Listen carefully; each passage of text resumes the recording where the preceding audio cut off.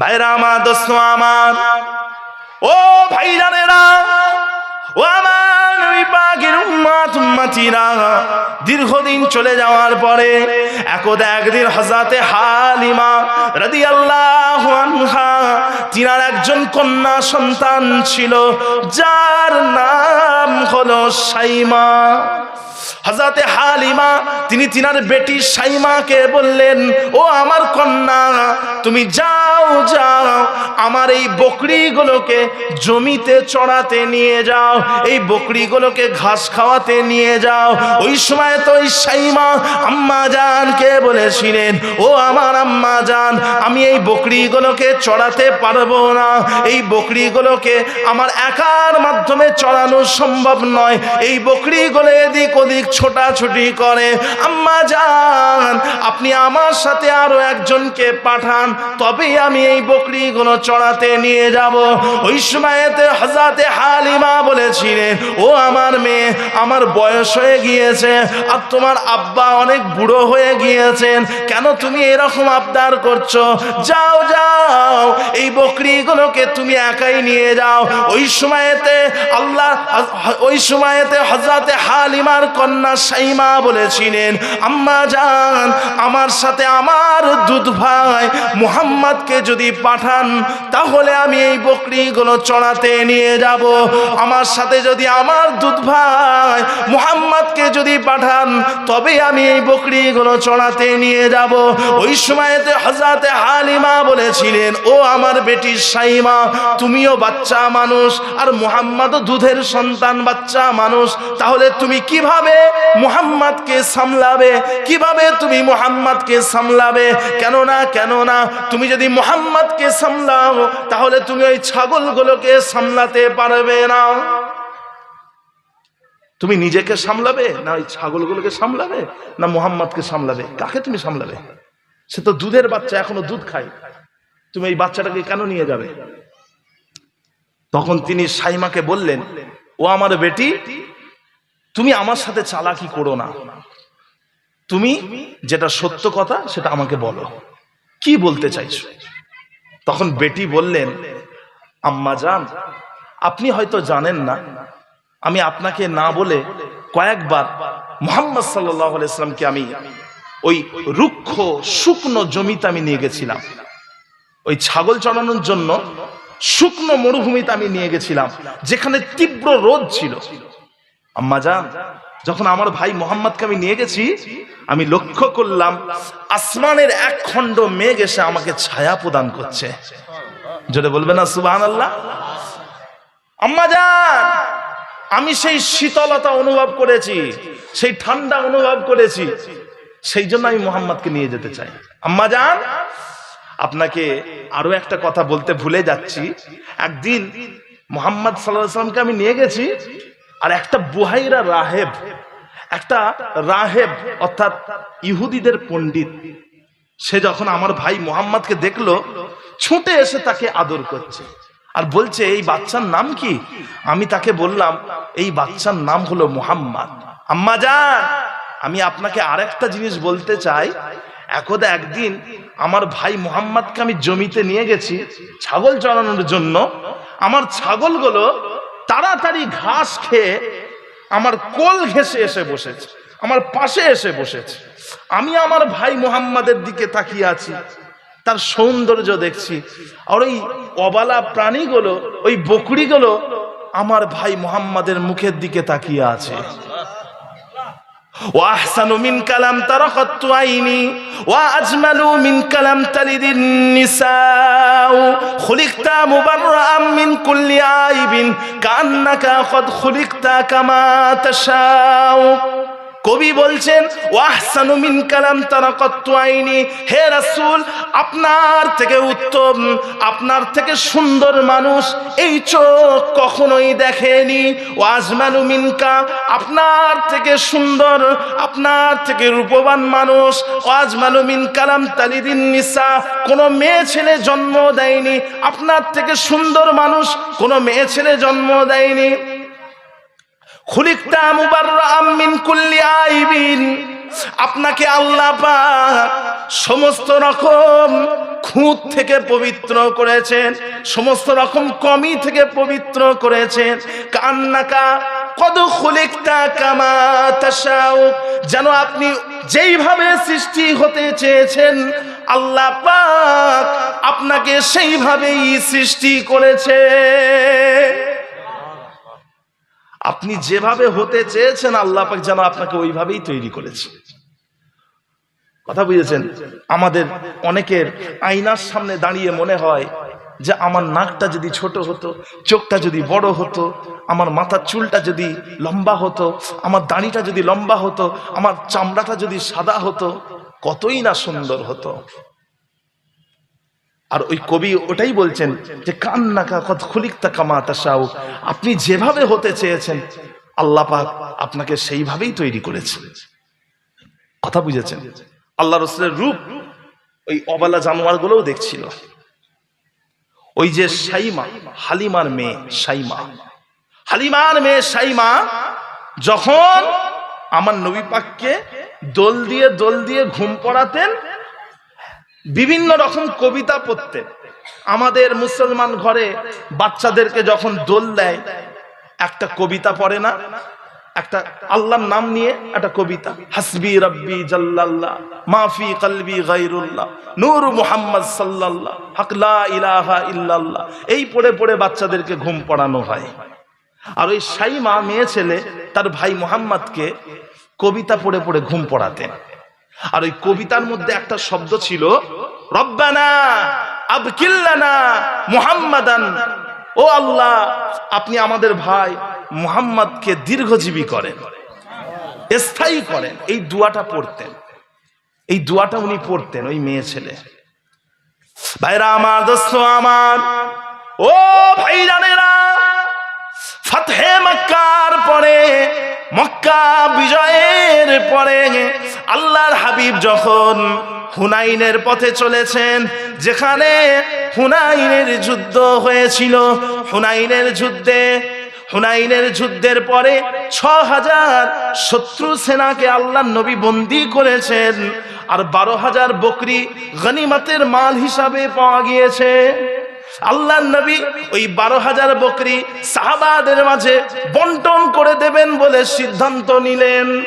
ওই সময়তে একটা মেয়ে ছেলে চিৎকার করে বলতে লেগেছে, আমি হলাম মুহাম্মাদের বোন, আমি হলাম রাসূলুল্লাহ সাল্লাল্লাহু আলাইহি ওয়াসাল্লামের বোন, আমাকে একবার আমার রাসূলের সাথে সাক্ষাৎ করতে দাও। সাহাবারা এসে আল্লাহ রাসূলকে বললেন, ইয়া রাসূলুল্লাহ, আপনার কি কোনো বোন আছে? আপনার কি কোনো বোন আছে? আল্লাহ রাসূল চিন্তায় পড়ে গেলেন যে আব্দুল্লাহর ঘরে আমি তো আব্দুল্লাহর একমাত্র সন্তান, আমার তো কোনো ভাই বোন নেই, তাহলে কে বলছে? চিন্তায় পড়ে গেলেন। তিনি বললেন, কই ওই মেয়ে ছেলেকে ডাকো। একজনা বৃদ্ধা মেয়ে ছেলে, বয়স্ক মেয়ে ছেলেকে হাজির করা হলো। আল্লাহ রাসূল বললেন, আপনি নাকি বলেছেন আমি হলাম আপনার ভাই, আমি নাকি আপনার ভাই, আপনি বলেছেন? তখন ওই মেয়ে ছেলে বলছে, জি হ্যাঁ, আপনি হলেন আমার ভাই, আমি হলাম হালিমার মেয়ে শাইমা। ছোটবেলায় আপনাকে কত আমি আদর করেছি, কত দোল দিয়েছি, আর কত বলেছি রব্বানা আবকিল্লানা মুহাম্মাদান, আল্লাহ আপনি মুহাম্মদকে দীর্ঘজীবী করেন। আর আজকে আল্লাহ আপনার কত সম্মান দিয়েছে। আল্লাহ রাসূল যখনই শুনলেন ওটা ওনার দুধ বোন, আমার নবী পাক সাথে সাথে শরীর থেকে চাদর মোবারক খুলে ওই মেয়ে ছেলের জন্য বিছিয়ে দিলেন। বললেন, ও আমার বোন, আপনি এতে বসেন, আপনি আমার চাদরে বসেন। চাদরে বসলেন। আল্লাহ রাসূল ওই মেয়ে ছেলেকে বললেন, ও আমার বোন, ও আমার বোন, আপনি কি আমার কাছে থাকবেন না আপনার পরিবারের কাছে যাবেন? তিনি বললেন যে আমি আমার পরিবারের কাছে চলে যেতে চাই। আল্লাহ রাসূল বলেন, ঠিক আছে। তিনি তিনার বোনকে হযরতে শাইমাকে কিছু বকরি উপহার দিলেন, কয়েকটা গোলাম দিলেন, এবং দুজন সাহাবাকে বললেন, যাও আমার বোনকে তার ঘরে সহি সালামতে পৌঁছে দাও।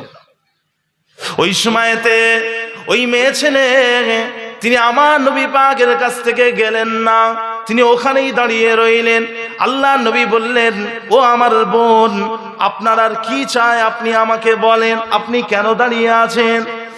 ওই সময় ওই মেয়ে ছেলে বলেছিলেন, ও আমার ভাই মুহাম্মদ, ইয়া রাসূলুল্লাহ, ইয়া হাবিবাল্লাহ, আপনি তো আমাকে ছেড়ে দিলেন, কিন্তু আমার এলাকার এই সমস্ত ভাইগুলোকে তো আপনি বন্দী করে রেখেছেন, এদেরকে আপনি মুক্ত করে দেন।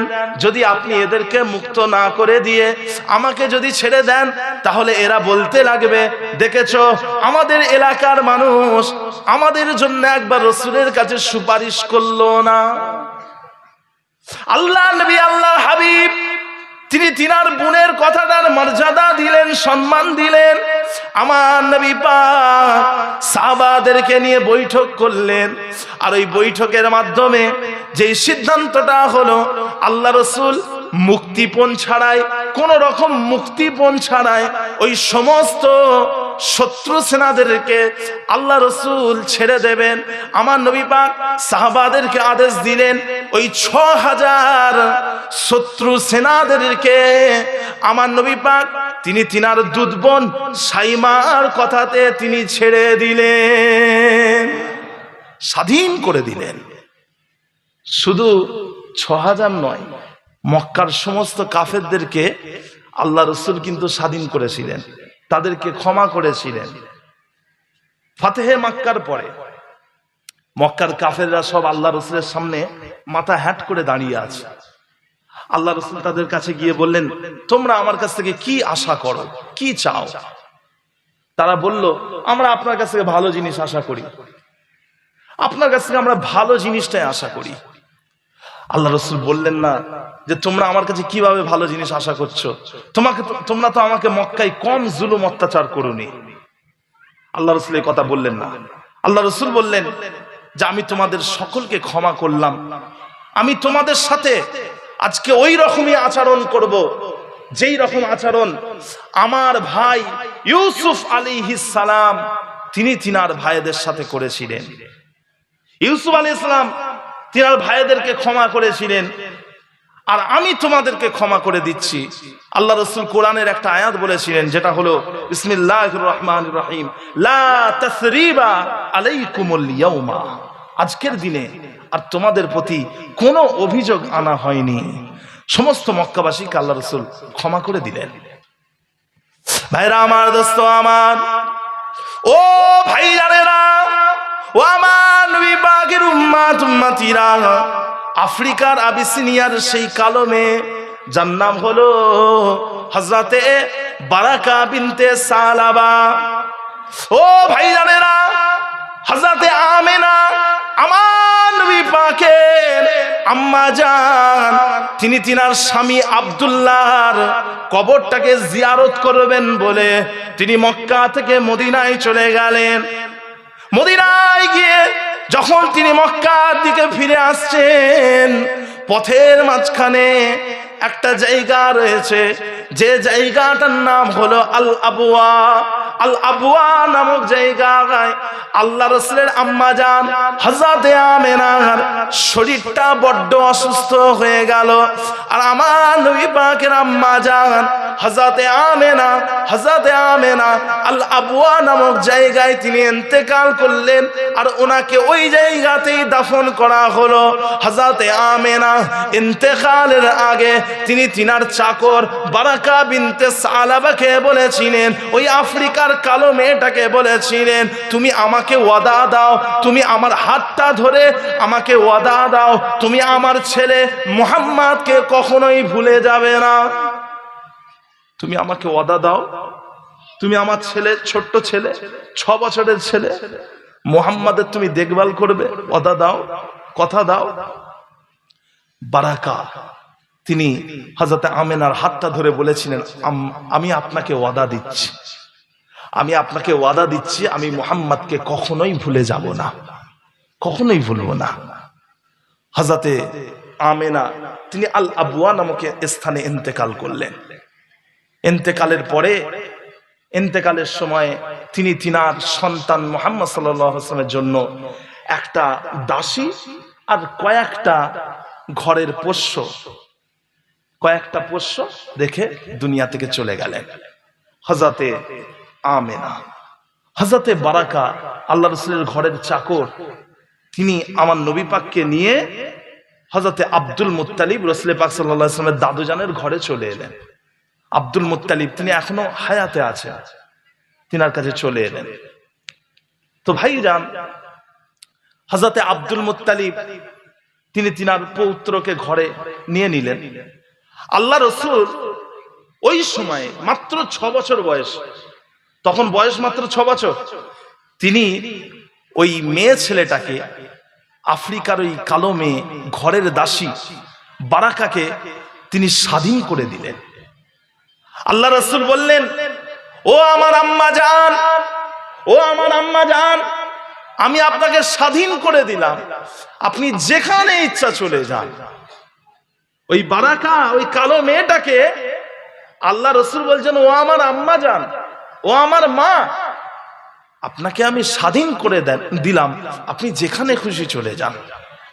ওই সময়তে ওই মেয়ে ছেলে আল্লাহ নবীকে বলেছিলেন, ও মুহাম্মদ, তুমি তো আমাকে ছেড়ে দিচ্ছ, কিন্তু আমি আমেনাকে ওয়াদা করেছিলাম যে আমি তোমাকে ছাড়বো না, আমি তোমার খেয়াল রাখবো, আমি তোমাকে ভুলবো না, তুমি আমাকে ছেড়ে দিলেও আমি তোমার কাছ থেকে যাব না।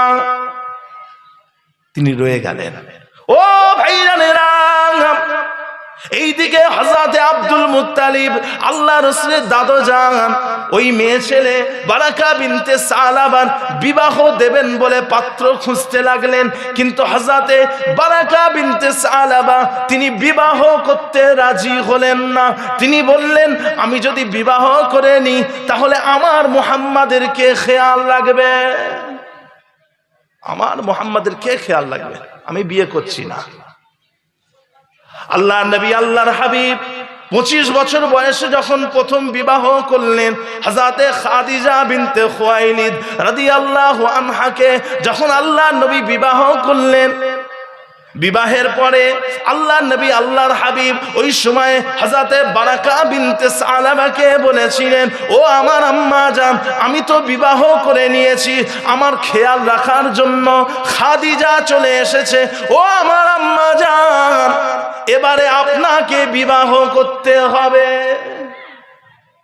এবারে আপনি বিয়ে করেন, আমার তো বিয়ে হয়ে গেছে। তখন আল্লাহ রাসূলের স্ত্রী হযরতে খাদিজা এবং আমার নবী পাক দুজন মিলে খুঁজে খুঁজে একটা পাত্র, একটা বর খুঁজেছেন। বরটার নাম হচ্ছে উবাইদ ইবনে যায়েদ।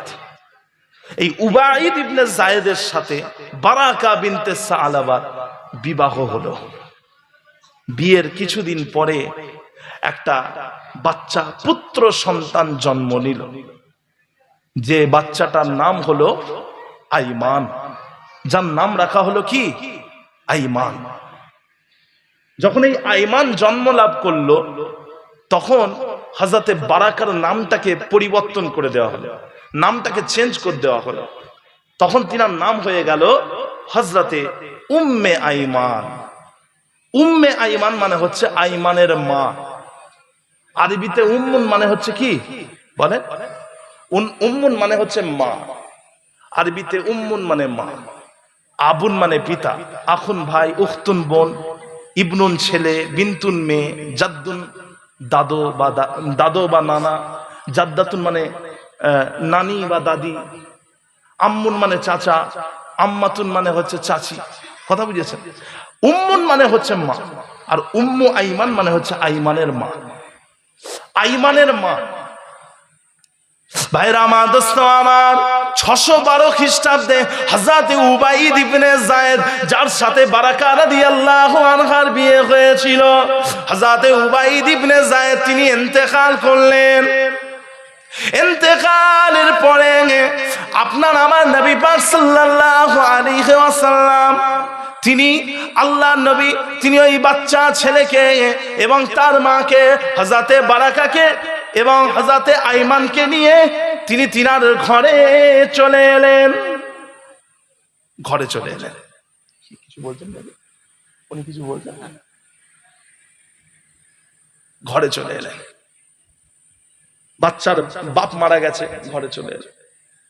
তো ভাইজান হযরতে উম্মে আইমান স্বামী হারা হয়ে গেলেন, সঙ্গে রয়েছে একটা বাচ্চা যার নাম হলো আইমান। কিছুদিন যাওয়ার পরে আল্লাহ রাসূল সাল্লাল্লাহু আলাইহি ওয়াসাল্লাম কিছু সাহাবাদেরকে ডেকে বললেন, ও আমার সাহাবারা, তোমাদেরকে আমি এখানে ডেকেছি একটা মেয়ে ছেলের ব্যাপারে বলবো বলে। ও আমার সাহাবারা, একটা মেয়ে ছেলে আছে, যে মেয়ে ছেলেটা কোনো যুবতী মেয়ে নয়, বয়স্ক মেয়ে, কোনো ধনী মেয়ে নয়, গরিব মেয়ে। যে মেয়ে ছেলেটার একটা বাচ্চা আছে, তবে আমি নবী মুহাম্মদ বলছি ওই মেয়ে ছেলেটা হচ্ছে জান্নাতি মেয়ে ছেলে। তোমাদের মধ্যে কে আছে ওই জান্নাতি মেয়েটাকে বিয়ে করে নেবে?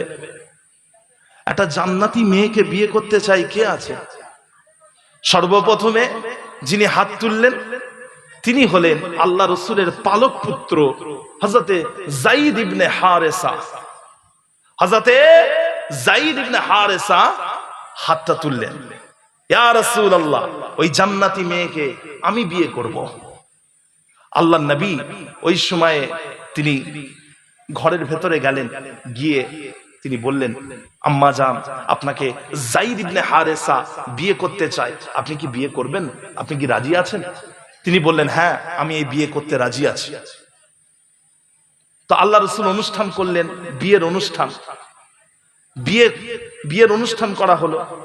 বিয়ের দিনে যেদিন হযরতে বারাকার সাথে বা উম্মে আইমানের সাথে হযরতে যায়েদ ইবনে হারেসা যেদিন বিয়ে হচ্ছে, ওই দিনে আল্লাহর নবী হযরতে যায়েদ ইবনে হারেসাকে বুকে জড়িয়ে ধরলেন, বুকে চেপে ধরলেন, চেপে ধরে বললেন, কেঁদে কেঁদে বলছেন, আল্লাহ রাসূল কেঁদে কেঁদে বলছেন, ও যায়েদ ইবনে হারেসা, তোমার কি জানা আছে আজকে তোমার সাথে কার বিয়ে হচ্ছে? যায়েদ ইবনে হারেসা বলছেন, জি ইয়া রাসূলুল্লাহ, আমার জানা আছে, আমার উম্মে আইমানের সাথে বিয়ে হচ্ছে। উম্মে আইমান অর্থাৎ আইমানের মায়ের সাথে আমার বিয়ে হচ্ছে। আল্লাহর নবী বললেন, না, তোমার সাথে উম্মে আইমানের বিয়ে হচ্ছে না, তোমার সাথে উম্মু মুহাম্মাদের বিয়ে হচ্ছে। আজকে হে যায়েদ ইবনে হারেসা, তোমার সাথে যার বিয়ে হচ্ছে উনি হলেন আমার আম্মা জান। জোরে বলুন না সুবহানাল্লাহ। উনি হলেন আমার আম্মা জান। যায়েদ হযরতে বারাকা উম্মে আইমান, তিনি হলেন আমার মা। আল্লাহ রাসূল তাকে মায়ের পরিচয় দিয়েছিলেন, উনি হলেন আমার মা।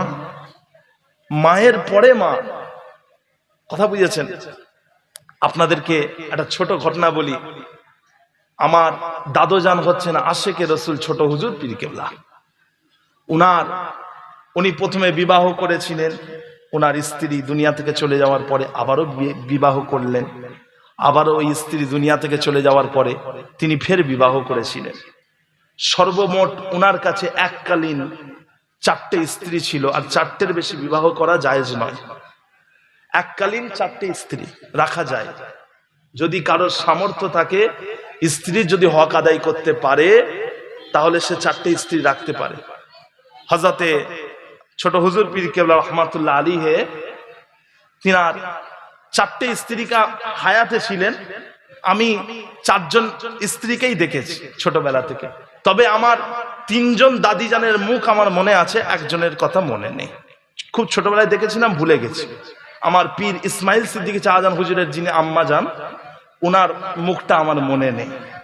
বাকি আমার নিজের দাদিজান, আমার আব্বা জানের নাম হলো আবু তাহের সিদ্দিকী, ওনার আম্মা জানের মানে আমার দাদিজানের মুখ আমার মনে আছে। তারপরে আমার পীর ইব্রাহিম সিদ্দিকী শাহজাহান, ইউসুফ সিদ্দিকী শাহজাহান, ওনার আম্মা যান, ওনারও মুখটা আমার মনে আছে। আর এখনো একজন দাদিজান হায়াতে আছেন, উনি হলেন হযরত আলী আসগর সিদ্দিকী, আলী আকবর সিদ্দিকী, হাসান সিদ্দিকী, উসমান সিদ্দিকী, ওনাদের আম্মা যান এখনো হায়াতে আছে। কথা বুঝেছেন? আমার একজন দাদি হায়াতে আছে। তো আমি যে কথা বলতে চাইছিলাম, ঈদের দিনে আমার আব্বা হচ্ছেন ছোট হুজুর পীর কেবলার সব থেকে ছোট ছেলে। ঈদের দিনে আমার আব্বাজান ঈদের নামাজ পড়ে অন্য দাদিদের কাছে চলে যেতেন, মানে অন্য মায়েদের কাছে যেতেন। ওই সময়তে ওই দাদিটা বলতেন, ওই তাহের, তুই আমার কাছে এসছিস কেন? তুই তোর মায়ের কাছে যা না। তুই আমার কাছে এসছিস কেন? তুই তোর মায়ের কাছে যা। আমি তো তোর মা নয়, তুই তোর মায়ের কাছে যা। কথা বুঝতে পেরেছেন? আমার আব্বাজান ওই সময় আমার ওই দাদিজানকে বলেছিলেন, আম্মা জান, ওটাও যেমন আমার মা, আপনিও তেমন আমার মা। বলবেন না সুবহানাল্লাহ? কথা বুঝেছেন? ওটাও যেমন আমার মা, আপনিও তেমন আমার মা।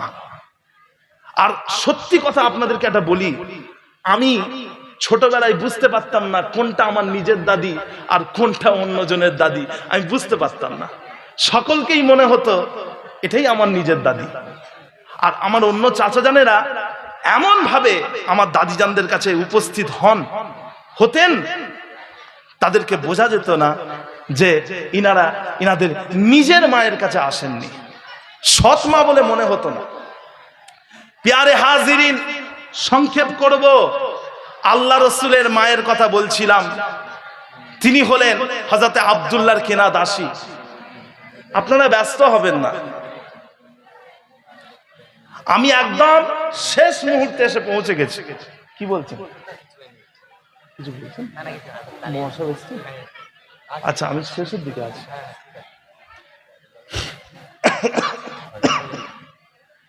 তো ভাইরা, যে কথা আমি বলছি, হযরতে উম্মে আইমান এমন একজন মেয়ে ছেলে ছিলেন, সাহাবায়ে কেরামরা বলছেন হযরতে উম্মে আইমান আল্লাহ রসুলকে খাবারের ব্যাপারে খোঁটা দিতে পারতেন, অন্য কেউ দিতে পারতো না।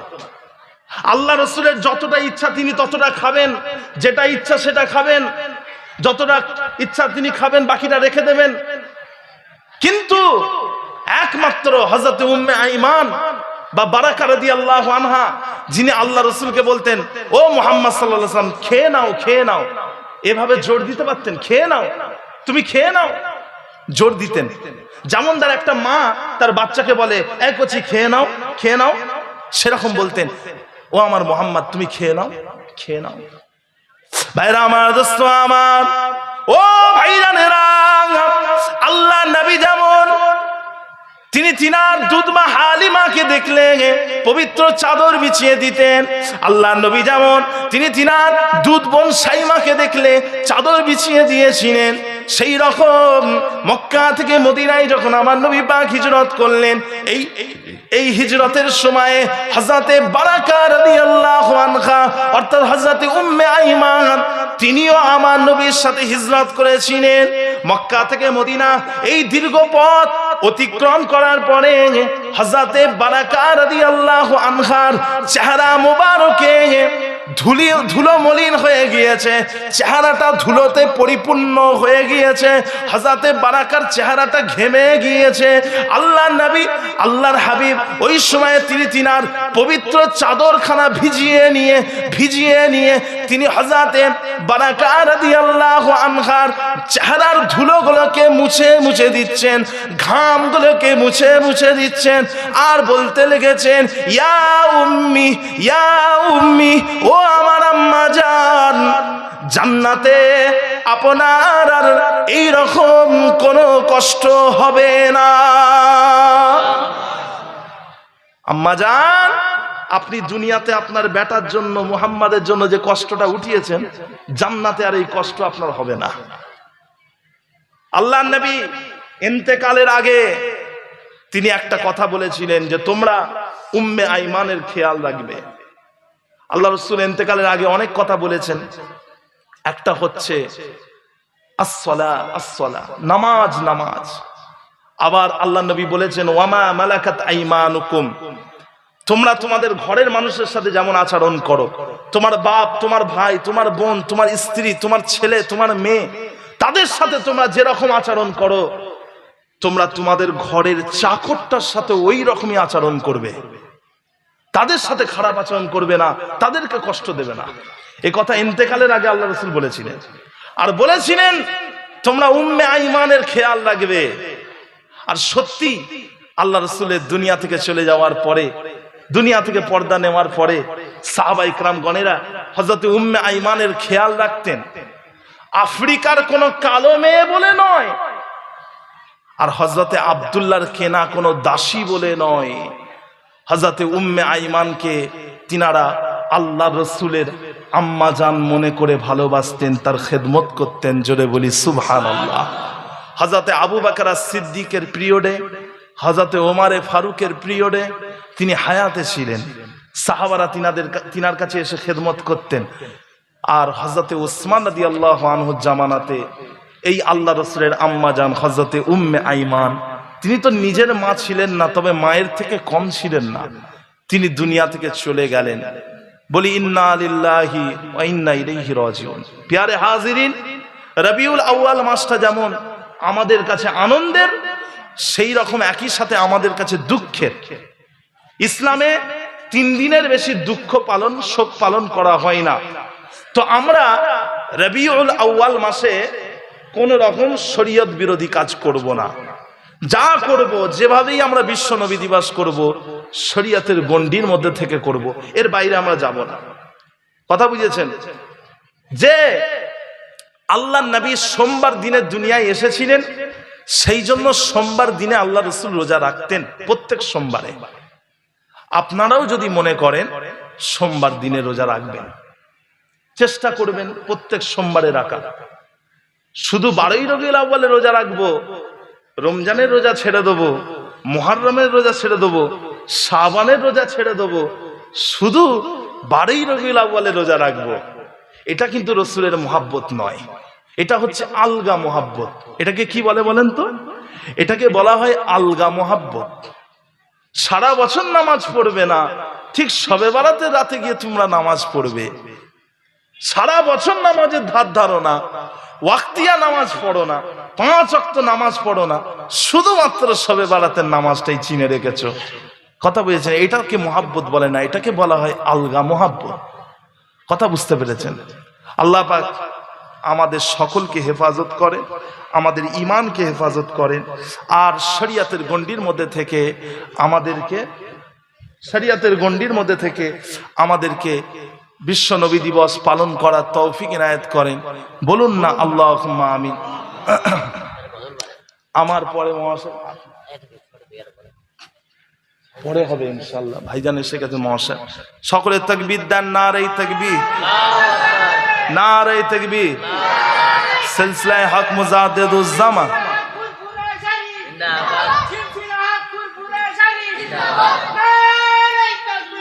মাশাআল্লাহ। মহাশয় এসে গেছেন, আসেন।